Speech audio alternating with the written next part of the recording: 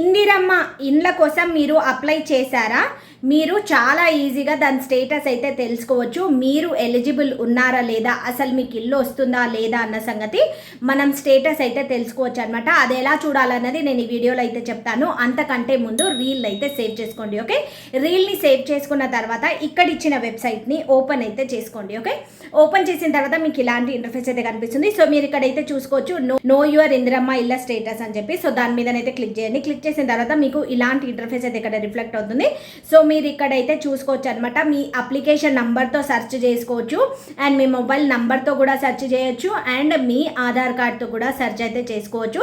So మీకు ఇక్కడ search చేసిన తర్వాత రిజల్ట్ అయితే కనిపిస్తుంది అనమాట. మీరు ఎలిజిబుల్ ఉన్నారా లేదా, మీకు ఇల్లు వస్తుందా లేదా అన్న సంగతి ఇక్కడ నుంచి అయితే తెలుసుకోవచ్చు. ఓకే, సో ఇప్పుడే వెళ్ళి మీరు కూడా చెక్ అయితే చేసుకోండి మీకు ఎలిజిబిలిటీ ఉందా లేదా అన్న సంగతి. ఓకే, ఇంకేమైనా డౌట్స్ ఉంటే కామెంట్ సెక్షన్లో అయితే కామెంట్ చేయండి. మరిన్ని వీడియోస్ కోసం మీ అకౌంట్ అయితే ఫాలో అవ్వండి.